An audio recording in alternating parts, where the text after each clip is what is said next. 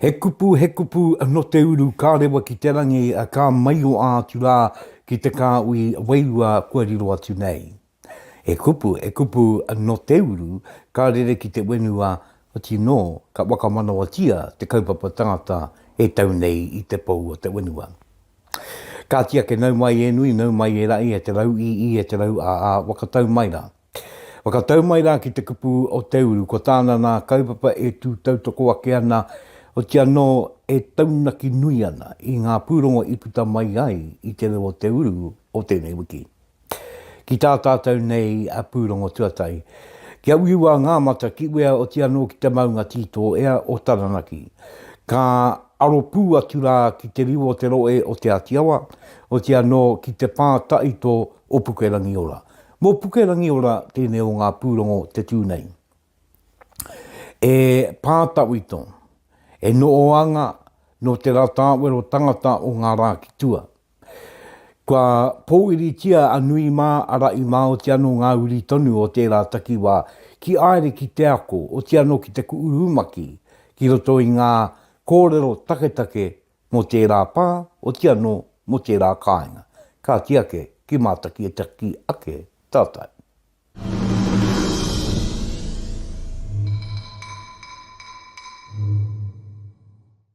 Ko Pukerangiora pā te i pā tawhito i konei i Taranaki. Kupupuke mai ngā mā ara o ngā uri o te apū o Pukerangiora ki whakaritea mai tēnei papa tūpuna ei wā i torotoro, ei wā i airere ma te tini tāngata ki te ako me te wānanga i ngā wāanga katoa o te pānei. Utonu mai mo te roanga ake o tēnei pūrongo. Ko roto i e nei rangi ka ora ngā rangi o tua. He rā i karangātu mātou mo te papa ata oai te aramai, te kōrero atu kano i ki te kano i e pāna ki tō mātou kaupapa mō Pukerangiora pā. E hia ngā tau nai nei, kua ue mātou i taua wā i tapu o tātou tīpuna. Engari, ko tai mai te wā nei, ki tāku nei o kāro, me whakaritea mātou mō ngā uri mokopuna kei te eke mai. Kia kore ai rātou, e hikoi ana i te motu i roti tō rātou ao, me te kore mōio i ngā āhuatanga e pānaki o mātou tīpuna.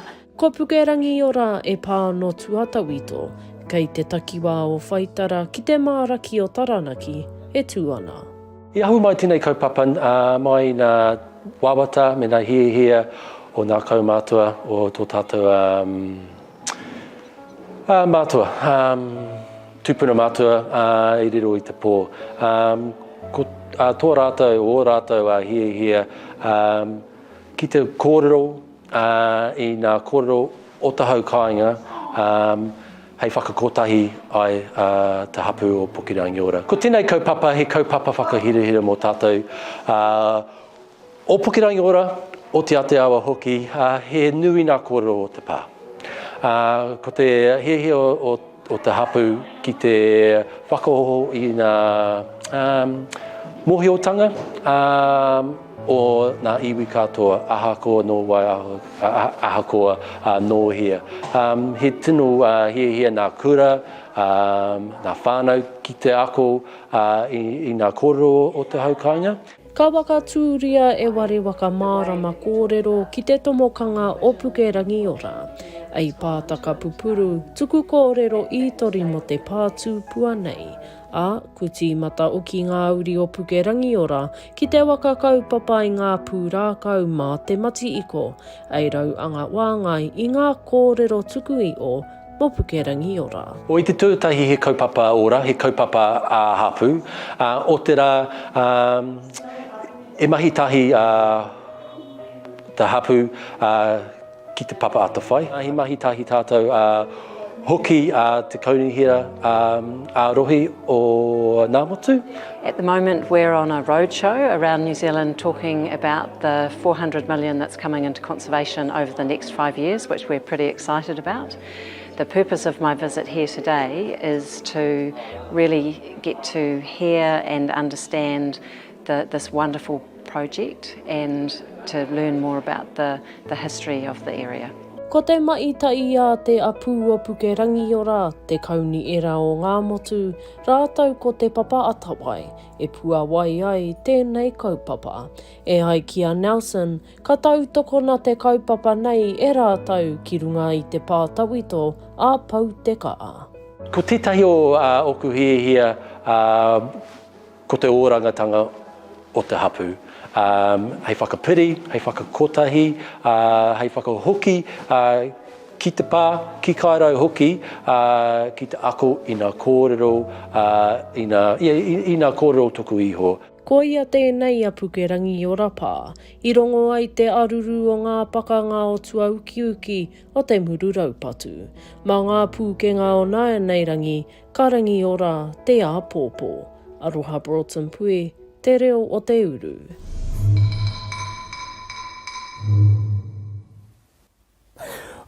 Te paioki. Ka tai te pūrongo, e ki te ake ana, e uruora atu ana ngā uri o Pukerangiora ki te koi mai, ki te pupuru i ngā kōrero mo te pātonu. Ngā āhuatanga i pā ki taua pā, ki taua wāhi nui o te iwi. Ane e pupuru i ngā taonga tukui o, i ngā taonga mō toi kura mō reira. E tūera ake ana oki ki te mārea tangata. E ki te ake ana kaua mā ngā uri ana engari ma te nui tangata ngā kōrero e pūkei ana kei tēnei o ngā pā. E oranga pā, e oranga kōrero, e oranga iwi. Tō reira tēnā rā kōtau kei ngā uri waka eke o tēnei o tātou nei pā o te māraki o Taranaki kāti kei konei e tūngau ana. Ka māwe e kau mai i te māraki o Taranaki kia tāia tūrā ki te mātonga o Taranaki tonu.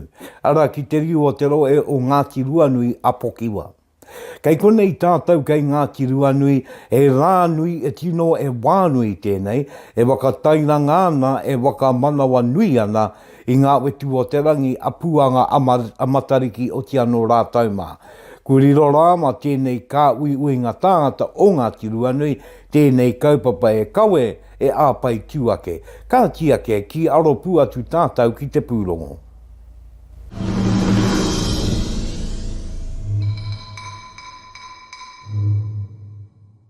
Ka puapua mai ngā uri o Ngāti Ruanui ki te tuku mai o a ki te ranga wetu i te rangi wakanui i a puanga rāua ko Matariki. Tērā puanga karewa i te pai. Ko te kaupapa matua ki konei kia whakanuia. Kia whakanuia i a puanga. I raro i tō tātou iwi o Ngāti Ruanui. Ana te wakakota i mai o te iwi. Ngā iwi, te kōtui atu ki ngā iwi me ki. Engari, hei tautoko ana ko tēnei te rā. Kua motu ea. Kia hararai ai i runga i te rewatanga o Matariki. Engari kia matau ki konei ki Ngāti Ruanui ki runga i a puanga. Nā te iwi o Ngāti Ruanui tēnei kaupapa i kōkiri, e rangi wai ua mō Ngāti Ruanui me o na kāranga te maa o tōna takiwā, i raro i a Matariki rāua ko puanga. Ko ngā āhuatanga ki konei i te rangi nei, tuatai nei, mua tātou uri. Mua tātou uri kia aramai ki konei, kia whai whanaungatanga. Ana kārua kia whea kotea ki te ao arapera, ki te rā ko whiori, kua rere haere roti a tātou nā reira. He kaupapa hauora, he kaupapa waka kua i te tamaiti. Ara he wāhanga kia kano i a rātou mata, engari kia kawe ārai. Ana kārua ko ngā pātū watawata hei waka kua i te ngākau o te tamaiti. Kia nohotahi hei wānau, whanaunga atu ki tēnā. Ana i runga i te kaupapa waka ira o te rao puanga. Ko te matakau mātua ko te mataririki tāngata i taki ui ki tēnei uinga waka ira. E mai whakaritea mā te unga tamariki me te i mai mā te unga paake. Tai ake ngā punanga auora ki te manaki te reo o te rā. I rangona oki i te pāpā o tanga o ngā rōpū waiata oki. E āngai puana ki te āpai i te reo karanga o te rā. Pai te whakawhanaungatanga, anō hoki te kite ngā kaumātua e putai ki nei kaupapa, anō hoki he pai ngā waiata me te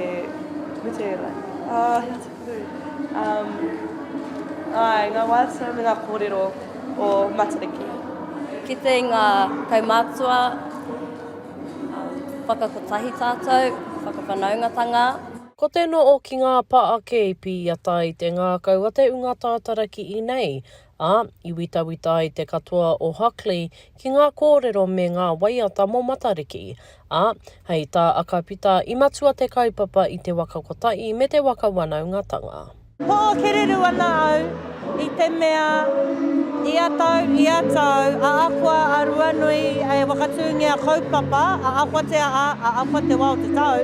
Ko te pai ana mō tēnei kia kitea e a mātou pēpi, e a mātou mokopuna, e tipi haere, neke haere roto i te koa, kārua ko mātou taio i rangata i, e hiki nei ngā wero, kia tū, pērā ki te pāhotanga i te atamira, ana kia arahi, ara mō te hunga tai pakeke, kia hara mai, kia noo, kia whakawanaungatanga atu, kia mātakitaki ngā mokopuna, kia rongo i te koa, kia rongo i te hari, ara mutu mai ana mō a tātou kaumātua, mā rātou i te mea nā rātou ngā uri. Nā reira, hei ahia te wā pai, kia kitea i te katoa, kia noho pēnei ai. Nō reira, ko tōku whakaro nui, ara kua tau taku wairua, i runga i tēnei āhuatanga o te whaiwhanaungatanga. I kora mai te kaupapa i ngā waka tupuranga me ngā wakareanga o te iwi nei. Rauru Broughton pue, te reo o te uru.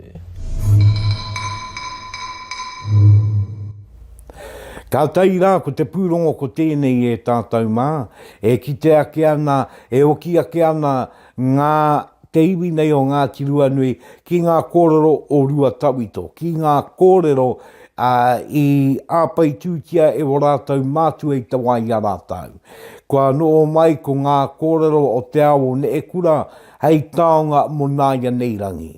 Kua ngātai ngā mātua, ngā taipaake, a kui mā, a koroma, uti no te unga tamariki oki. He nui te ako kei roto. He nui ngā tau kei roto. No reira Ngāti Ruanui, i runga tonu i te nui o a koutou nei, mai mo tēnei kaupapa, kei kune o ki rā, awe anō manaki ake ana i a koutou karanga mai.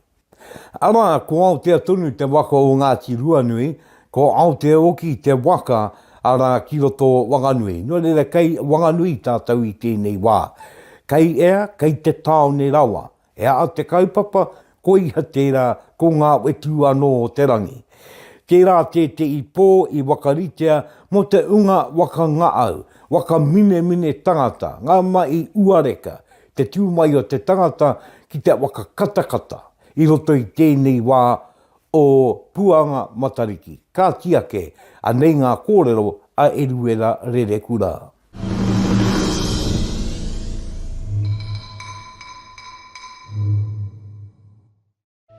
E ai ki te whakatau ki Pākehā, ko te kata te tino rongoa.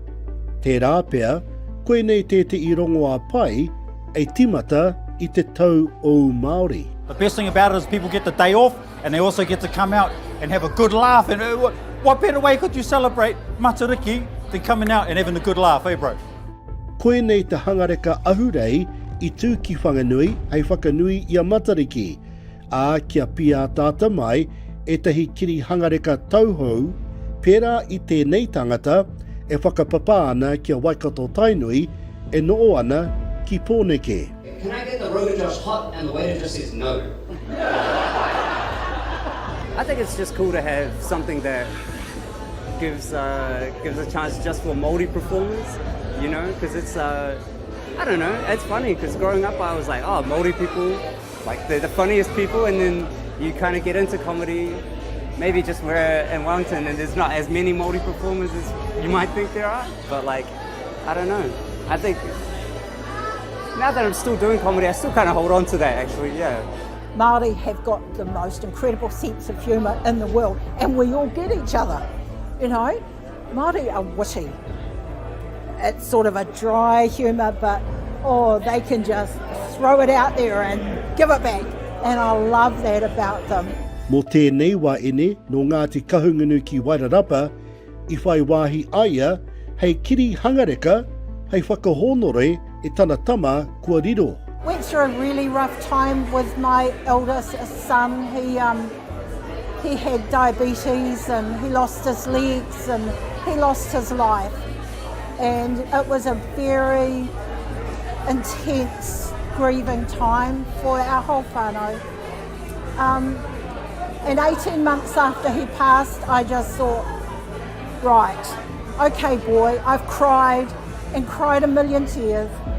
I'm going to do something that would make everyone laugh, and it would make you laugh, because he had a really good sense of humour.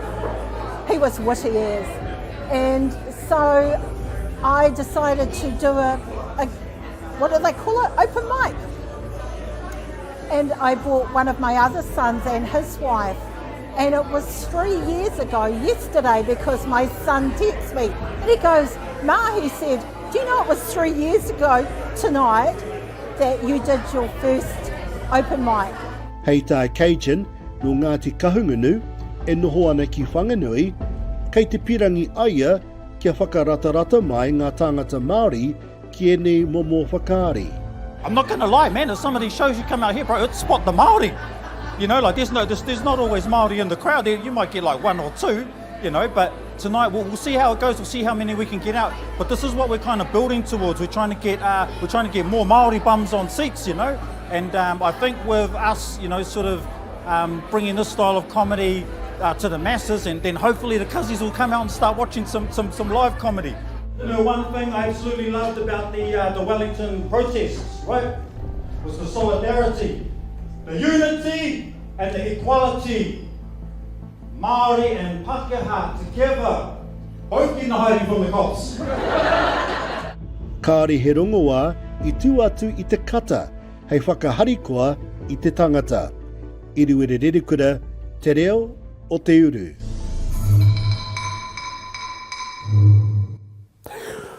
Tēnā rawa atu koe e eru, mō I kapo ake rā I tēnei pūrongo motu ake.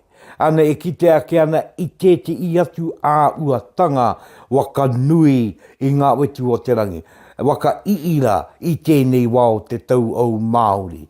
Ka tika rā, ko te rongoa, ko te rongoa matua nui o te tangata, kua koe te tangata, ko ia tērā ko te ngāau, ko ia tērā ko te kata, ko ia tērā ko te mine. No reira, ka nō mai tēnei, hei tino rongoa mo te unga I tai ake, ka rongoa ke au I ngā kupu aki, tēti o ngā kaiwakari e mea na, tātou Māori mā, e tino ka anō tātou ki te waka ngāau I a tātou anō, te waka kata, ti anō te waka tīkoa koe ma te nui tangata, te nui o ngā uri take o tēnei wenua. Ka tika o ki rā. No reira, ka mi ake au ki te kaupapa nei, tā te mea he kaupapa motu ake e kaupapa rereke, e kaupapa tonu, ei waka mana I tēnei wā tonu o te tau au Māori. Aue, mai te ngāau, mai te waka kata e tātou mā, ka uri ake tātou ki tēte I atu kātū, mai waka kota I teiwi, waka kuakoa I teiwi, o kia no tukumii ki ngā rangi me ona wetu orunga, ko ia rā tērā I te ware waka maara tanga, ana ki Wanganui I tū tēte I pō, ko tēte o ngā tino puna o tēnei pō, ko te kura o Karareina, te kura katorika o Wanganui. Ara e mai me ki wakari kawea mo te tini tāngata I tai ake. E mai wakatangi waiata anō me te kapa o ka oki o Karareina. E pō ki tēnei ai wakanui ngā wetu o tia no tau maorangi nui e tūnei. Me te wakamii atu ki te tumuaki o te kura o Karareina, ko ia ka we nei te kura ka aere ki wā i ke ki kura ke. No reire e nei katoa e nei kaupapa i raro tonu i te maru me te kānapatanga mai o ngā wetu o te pō. Ka tai ka pai tēnei o ngā āhuatanga kāti kei a te mai emi ngā kōrero.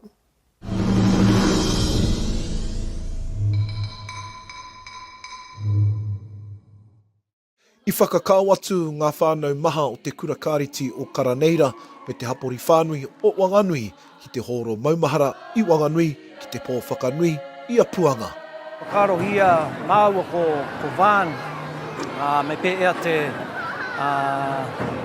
whakanui tēnei wāhongo te tau i a puanga. Puanga ki te rangi, puanga ki te nuku. Nō reika ka toka te whakaro ka tū tēnei kaupapa, tēnei kaupapa kia whakanui, kia whakahari i a puanga. I roto i te kotahitanga, me te mahitai o ia tari o roto i te kura. Koera tēnei te tūtukitanga. I mākere mai te ngutu ko ngā kōrero e pāna ki a puanga Matariki, me ngā whakangāhau a te rōpū Pasifika, ngā toi pukenga whakāri, ngā pēnei whakangāhau, me te tū mā rohi a te kapahaka o te ngākau o te awa. Koera te whainga matua kia koke whakamua, kia haere tonu tēnei kaupapa. E kaupapa pai kia whangai atu enei kōrero, enei wānanga e pāna ki ngā petu, mā te kōrero, mā te prakitihi, ka ora ai tēnei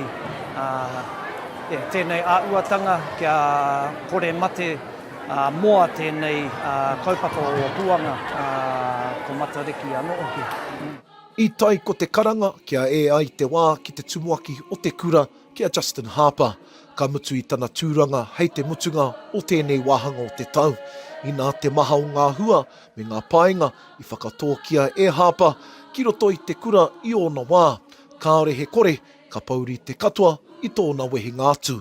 Like every school's got a set of bells, every school's got maths lessons and tests, but that's not what schools are about. Schools are about the people who are in there, and that's what we've got amazing here at Cullinane was people who were able to awhi me, to recognise my own strengths, but also I have weaknesses as well. So people would come around me and support me through that time, to recognise that I'm a family man and to be able to support me to be a good father and husband, because the principalship would fall over without that stuff.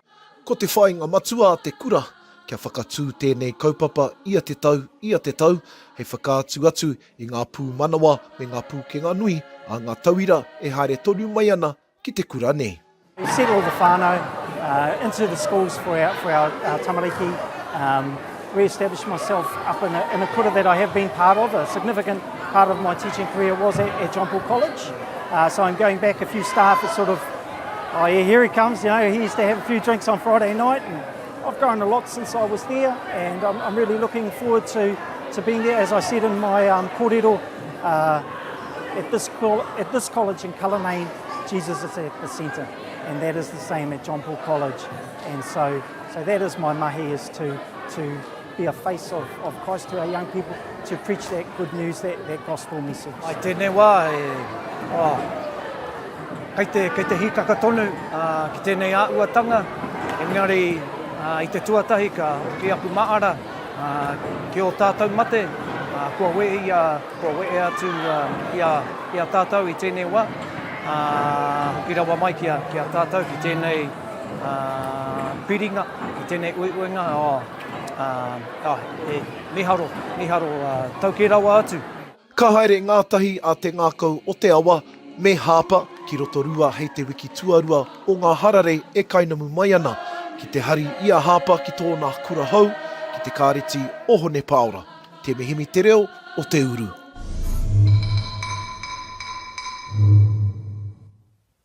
E te mai, tēnā koe, ana, ko koe hoki tērā i wai atu rā i te kakara o tēnei ui ngā tangata. I me ngā mātua o te anō, te unga tamariki i taiake, ana ki te tino wakangau i te tangata, ki te wakakoa i te tangata o te anō, te waka ui a tātou i raro i tēti i kaupapa motu ake tūturu Māori nei. Koe ia tērā ko ngā wetu o te rangi. Nō reira, ka paila wātu tēnei, e te iwi nui tonu ki kaa, ki maia, ki marawa nui rā tātou, ki te kakawe, ki te āpai tonu i ngā tikanga ākui mā koroma, i roto i tēnei wakatupuranga. E te iwi e koe ia tēnei ko ngā pūrongo katoa, nā te reo o te uru, kua putarere atu nei ki runga i a koutou i tēnei wā, no ea no ngā ware e toru nei, ko te reo irirangi o te kore mako o Taranaki, ko te reo irirangi o Whanganui, ko te reo irirangi o Rangitāne, ko ia tēnei ko ngā ware e pūoro ake ana i ēnei o ngā kupu, i ēnei o ngā kōrero ki runga i a koutou. O te anō, ko te māngai pāo, ko koutou tēnei e tautoko nui mai ana tēnei kāmi i kia koutou. E te iwi e, kia tautonu te mauri ora ki runga i a koutou, ki runga, ki raro, ki wao, ki roto, rire au, pai mārire.